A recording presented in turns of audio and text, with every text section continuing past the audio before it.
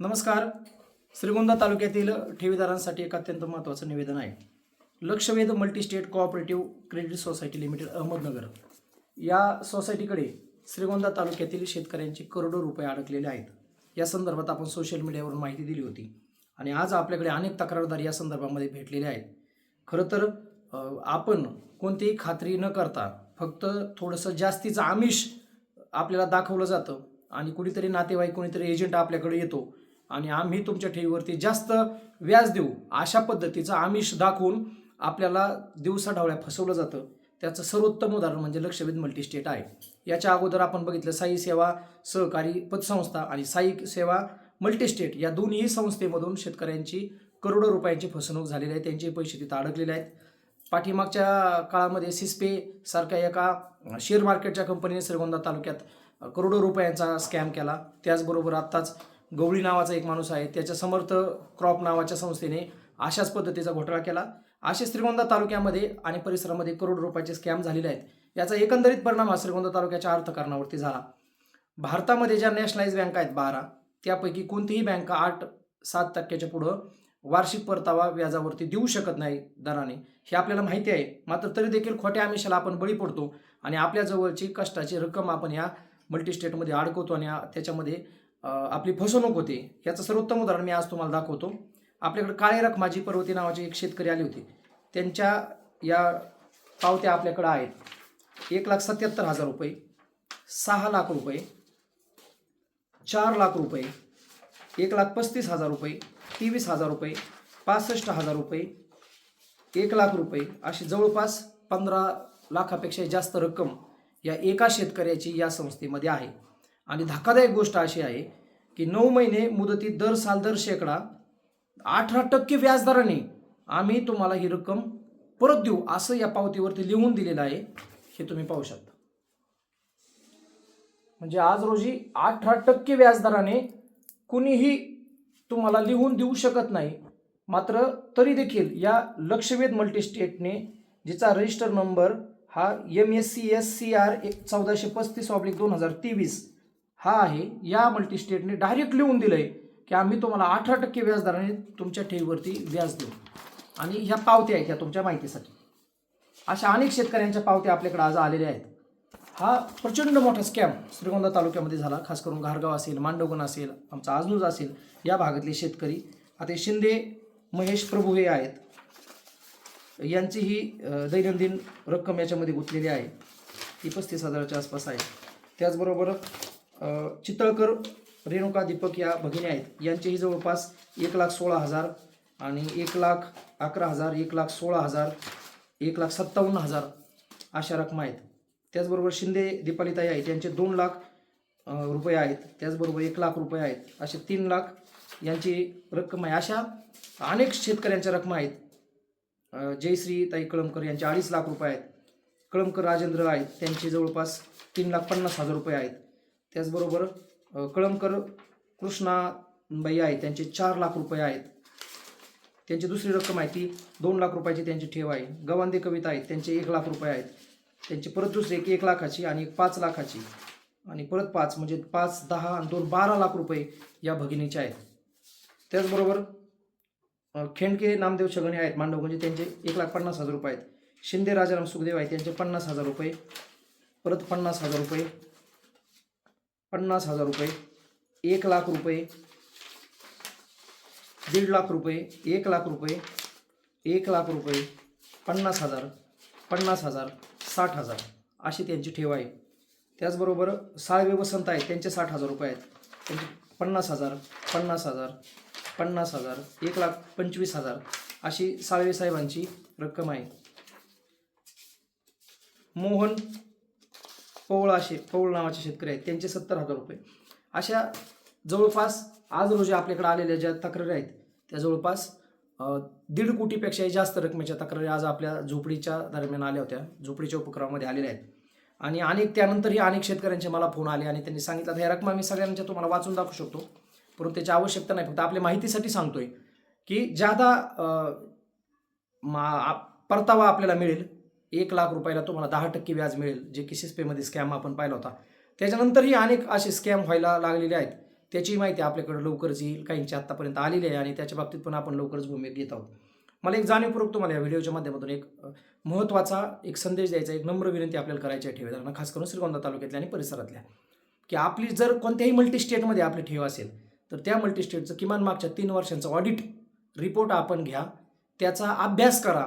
आपल्या नातेवाईकांपैकी तज्ज्ञ माणसांपैकी जर कोणी आपला जवळचा CA असेल खास करून, किंवा एखादा बँकिंगमधला तज्ज्ञ असेल, बँकेमधला अधिकारी असेल, तर अशा जबाबदार व्यक्तीला दाखवल्याशिवाय आपण कोणतीही एकही रुपयाची ठेव खास करून मल्टी स्टेटमध्ये आणि सहकारी पतसंस्थेमध्ये ठेवू नका.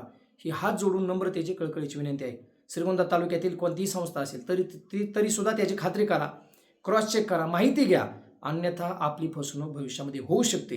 अनेक मोठमोठ्या पतसंस्था, अनेक मोठमोठ्या मल्टी स्टेट या चुकीच्या पद्धतीने घेतलेल्या पैशांचा वापर करतायत आणि त्याच्यामुळं अनेक प्रकारचे गुन्हे दाखल होत आहेत. बांधवांनी एक महत्त्वाचा विषय असा आहे की सहकारी संस्था असेल, सहकारी पतसंस्था असेल, सहकारी बँक असेल, तर किमान इथं AR, DDR, त्याच्यानंतर DJR, सहकार आयुक्त, सहकार सचिव, सहकार मंत्री ह्या अथॉरिटी तक्रार करण्यासाठी असतात.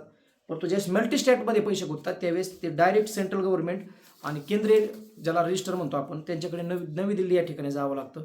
तिथं तक्रार करावं लागतात आणि तिथं तक्रार झाल्याच्या नंतर चौकशी लावणे, ऑडिट करणे, अपहारित झालेल्या रकमेचा शोध घेणे, अपहार निश्चित करणे, मग त्याची जबाबदारी निश्चित करणे, गुन्हा दाखल करणे, सरफेसी ॲक्टनुसार परत जी काही अपहाराची रक्कम आहे ती संचालक मंडळाकडून वसूल करण्यासाठी त्यांच्या प्रॉपर्ट्या शोधणे, त्या प्रॉपर्ट्या अटॅच करणे, त्याची लिलाव करणे, त्याची परत त्या लिलावाची रक्कम जमा करून ते पैसे ठेवीदारांना परत देणे. ही प्रक्रिया अत्यंत गुंतागुंतीची आहे, किचकट आहे आणि अवघड आहे. भारतातलं केंद्रीय जे काही निबंधक हे जे संस्था आहे, हे जे निबंधक आहेत, हे किती पद्धतीने ही प्रकार किती हाताळत आहेत हे देखील अत्यंत महत्त्वाचं आहे. फक्त मला एकच सांगायचं तुम्हाला की महाराष्ट्रामध्ये जर स्कॅम झाले तर किमान महाराष्ट्रामध्ये ह्या अथॉरिटी आपल्यासाठी उपलब्ध आहेत. परंतु ज्यावेळेस केंद्रीय निबंधकाकडे हा विषय जातो त्यावेळेस मर्यादा येतात. त्यांच्याकडे किती प्रमाणामध्ये स्टाफ आहे. महाराष्ट्रामध्ये आज रोजी एकही माणूस या केंद्रीय निबंधकाचा नाही आहे, जेणेकरून आपण त्याच्याकडे ही तक्रार घेऊन जाऊ शकतो. इतर वेळी आपण तहसीलला मोर्चा काढतो, कलेक्टरकडे काढतो, आझाद मैदानावर काढतो, त्या मोर्चातून आपल्याला आपल्या प्रशासनात काही ना काहीतरी थोडीफार मदत होत असते. परंतु हा विषय जो आहे खास करून मल्टी स्टेट क्रेडिट कोऑपरेटिव्ह सोसायट्यांचा हा सगळ्यात सेंट्रल लेवलला आहे आणि सुदैवाने भारतामध्ये केंद्रीय मंत्री अमित शाह हे आहेत आणि मुरलीधर मोहोळ देखील त्यांच्यासोबत सहकार मंत्री आहेत, राज्यमंत्री केंद्रीय. तर या दोघांनाही माझ्या निमित्ताने विनंती राहील की प्रत्येक राज्यामध्ये जिथं जिथं आपण मल्टी स्टेट या संस्था दिलेल्या आहेत त्या प्रत्येक राज्यामधल्या प्रत्येक जिल्ह्यामध्ये या मल्टी स्टेटवरती नियंत्रण करणारी अथॉरिटी, एक अधिकारी, जबाबदार अधिकारी, एक IAS दर्जाचा अधिकारी हा आपण याच्यावरती निश्चितपणे नेमला पाहिजे. ही प्रचंड फार मोठी पोकळी भारतामध्ये आहे. पुण्यामध्ये पूर्वी ऐकण्यात आलं होतं की आयुक्त कार्यालयामध्ये याचा एक स्वतंत्र डेस्क तयार होणार आहे अशी माहिती मिळाली होती, परंतु अजून कसलीच कारवाई झालेली नाही. माझी विनंती राहील केंद्रीय मंत्र्यांना, अमित शहाजींना आणि मुरलीधर मोहोळ पैलवान यांना की आपण तात्काळ या संदर्भामध्ये भूमिका घ्या. तसा पत्रव्यवहार आम्ही उद्याच या दोन्ही मंत्र्यांना करणार आहोत. त्याचबरोबर या क्रेडिट सोसायट्यांवरती नियंत्रण ठेवणारी प्रत्येक यंत्रणा प्रत्येक जिल्ह्यामध्ये पाहिजे.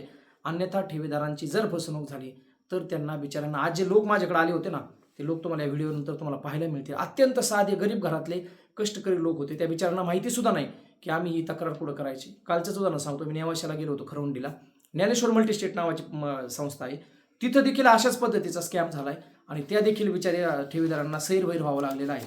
त्यामुळे मल्टी स्टेट ही जी लक्षवेध मल्टी स्टेट आहे हिचे जे काही संचालक आहेत, फुंदे नावाचे चेअरमन होते, आणखीन परत त्याच्यात आणखी कोणाला तरी त्यांनी जबाबदारी दिली, व्हाईस चेअरमन आहेत आणि बाकीचे संचालक आहेत. या सगळ्यांना माझी विनंती राहील की आपण जर हा व्हिडिओ आपल्यापर्यंत पोहोचला तर आपण जे काही पैसे कुठे गुंतवले असतील त्या पैशाच्या माध्यमातून आपण या लक्षवेधमधल्या ठेवीदारांचे पैसे तात्काळ देण्याची प्रक्रिया करा. अन्यथा हा विषय घेऊन आम्ही दिल्लीपर्यंत जाणार आहोत. केंद्रीय निबंधकाला आम्ही भेटणार. जर त्यांनी रिस्पॉन्स नाही दिला तर दिल्लीमध्ये जाऊन केंद्रीय निबंधकाच्या विरोधात लोकशाही पद्धतीने आंदोलन करू. हा आमचा अधिकार आहे आणि शहीद आझम भगतसिंगाचा हा देश आहे. त्यामुळे आम्ही आंदोलनाला भीत नाही. दिल्लीत असेल नाही तर कुठेही असेल जाऊन आम्ही आंदोलन करू आणि गोरगरिबांना, कष्टकऱ्यांना न्याय मिळवून द्यायची भूमिका आम्ही या माध्यमातून घेतलेली आहे. साई सेवा मल्टी स्टेटचा सुद्धा स्कॅम हा केंद्रीय लेवलचाच आहे आणि त्या स्कॅममध्ये साई सेवा पतसंस्थेतून जवळपास 13,75,00,000 रुपये ही अपहारित रक्कम ही साई सेवा मल्टी स्टेट कोऑपरेटिव्ह क्रेडिट सोसायटीमध्ये टाकलेली आहे अशी मला आयुक्त दर्जा यांच्याकडून माहिती मिळालेली आहे. त्या अनुषंगाने सुद्धा आम्ही भेटणार आहोत.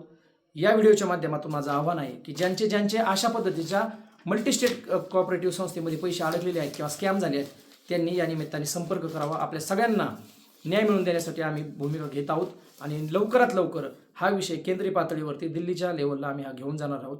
तुर्तास धन्यवाद. आपण आपली ठेव आपले कष्टाचे पैसे कोणत्याही मल्टीस्टेट पतसंस्थेमध्ये ठेवत असताना किमान 3 वर्षाचं त्यांचं ऑडिट पहा. तेही कुणी केलं आहे, जबाबदार अधिकाऱ्यांनी केलेलं आहे का, व्यवस्थित केलं आहे त्याची खात्री करा, नंतरच ठेवी ठेवा. एवढीच या निमित्ताने विनंती. धन्यवाद. जय हिंद, जय भारत. साहेब काय नाव? सत्यवान भागचंद कळमकर, राहणार कामठी, तालुका श्रीगोंदा. मी लक्षवेधमध्ये 1 वर्षापूर्वी ठेवली होती. ते आकाश ढगे यांच्यामार्फत ठेवली होती. जवळजवळ माझे 13.5 लाख रुपये आहेत.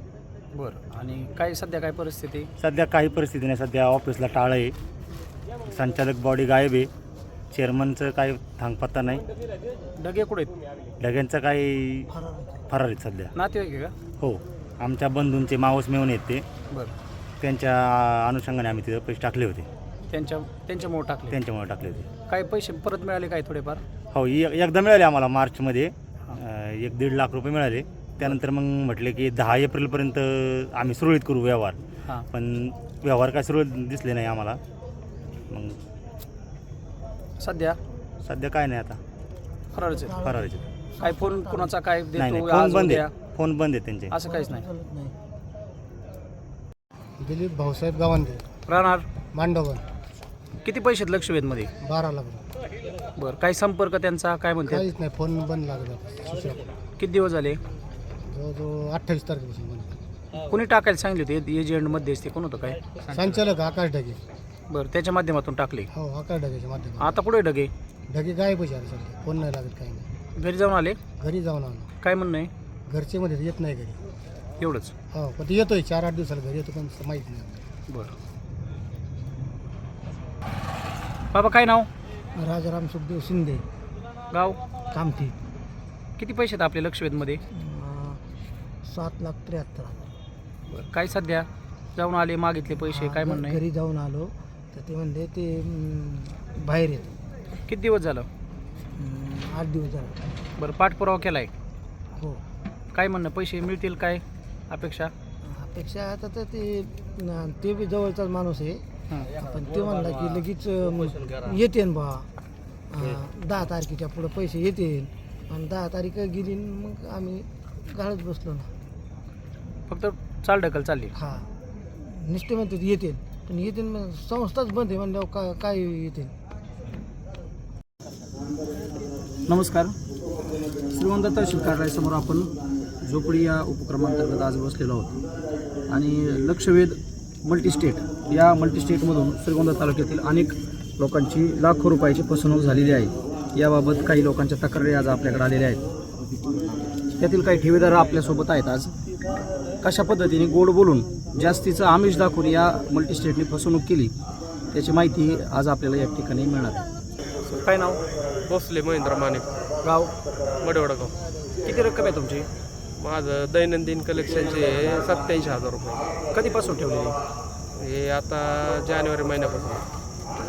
आता काय संपर्क वगैरे फोन त्यांचा? नाही, मोबाईल स्विच ऑफ करून ठेवला. चेअरमनने एजंटने बी मोबाईल बंद करून ठेवलेत. एजंट कुठले होते?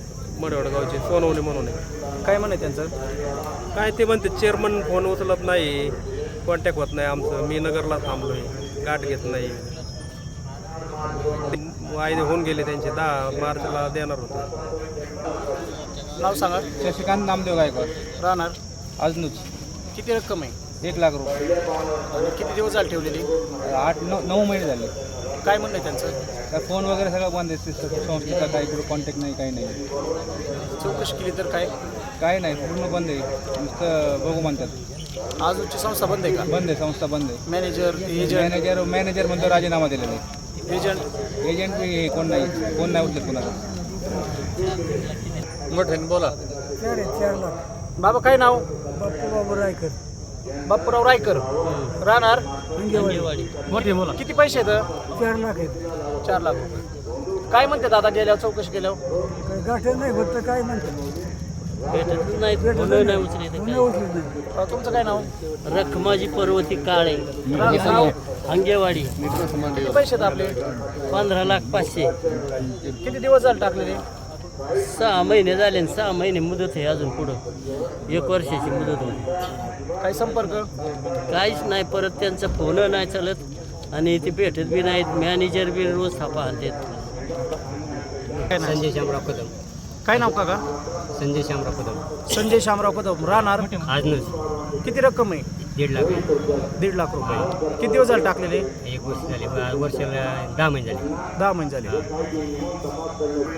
काय नाव? महेश प्रभू शिंदे, राहणार गारगाव. दैनंदिन ठेव जे पैसे होते आपले पुस्तकातले, किती अमाऊंट? 2 पुस्तकं आहेत.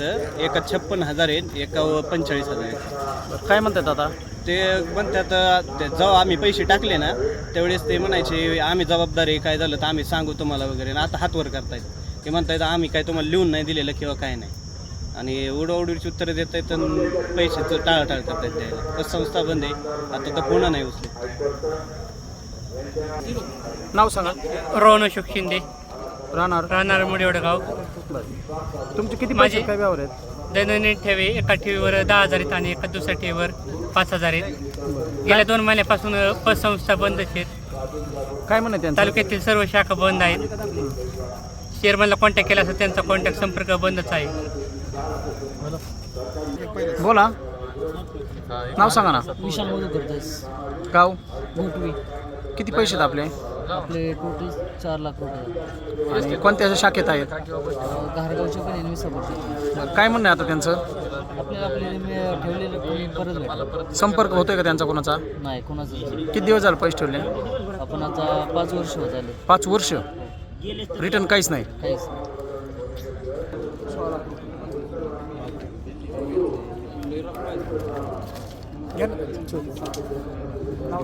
हर्षदास रुकुचेकर. रक्कम किती? त्याच्यावर किती? 16 लाखाच्या पावणे 16 लाख रुपये. 15.16. गाव? गारगाव. काय त्यांचा संपर्क कोणाचा काय? नाही संपर्क नाही काय अजून.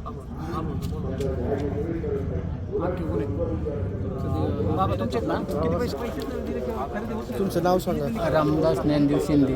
गाव कोणतं? घारगाव. किती पैसे? आमच्या कुटुंबात 6 लाख आहेत. कुणी संपर्कात आहे का? संपर्कात नाही ते कोणी फोन उचलत नाही. शाखा बंद. शाखा बंदी.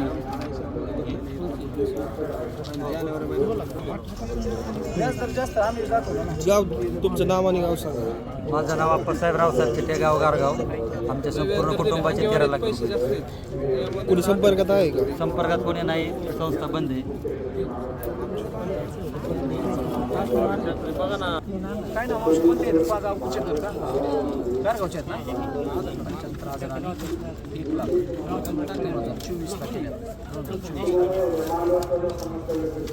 1,75,000 रुपये रक्कम आहे मावशी. अलका गुलाब कुचेकर नाव आहे त्यांचं.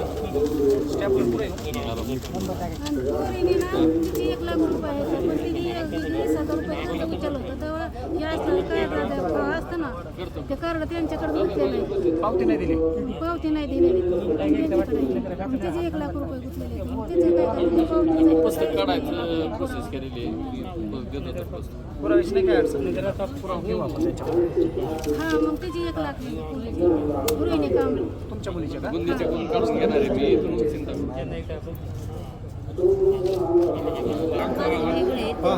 पावती आणली का तुम्ही? हा, ठीक आहे. काय नाव तुमचं?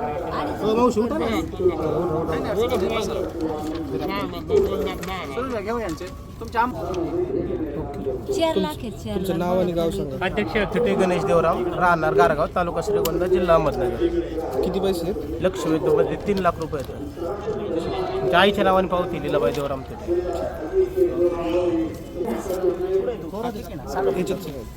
आणि आहे राहणार पृथ्वी 4 लाख त्यांनी आम्ही टाकले होते त्यांच्याकडे. अजून आम्हाला 1 रुपया पण मिळालेला नाही. फक्त आम्हाला पैसे भेटावे एवढीच अपेक्षा आहे आमची.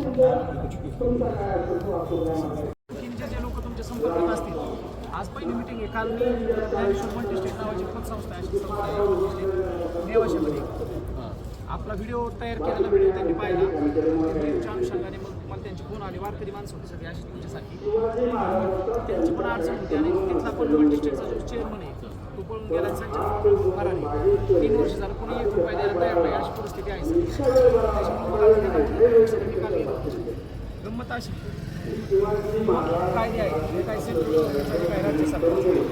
राज्य सरकारच्या सहकारी अंतर्गत पतसंस्था, सहकारी बँका, सहकारी ज्या ज्या संस्था असतात त्या सगळ्या त्यांच्या अंडर येतात. मल्टीस्टेट जे आहेत त्या मल्टीस्टेट येतात केंद्रीय निवडणुकीच्या याचा महाराष्ट्रात अजून महाराष्ट्र सरकार ऑपरेशन चालू करता आलेलं नाही. एक सिंगल माणूस सुद्धा मल्टीस्टेटवर लक्ष द्यायला त्यांच्यावरती नियंत्रण ठेवायला महाराष्ट्रामध्ये नाही. हे लक्षात घ्या. अडचण सगळ्यात मोठी अडचण जी आहे त्याच्यामुळं हे मल्टीस्टेटवाले लोक माजल्यासारखे करतायत, मनमानी करतायत. सहकारी संस्थांवर नियंत्रण ठेवायला AR असतो, DDR असतो, TGR असतो.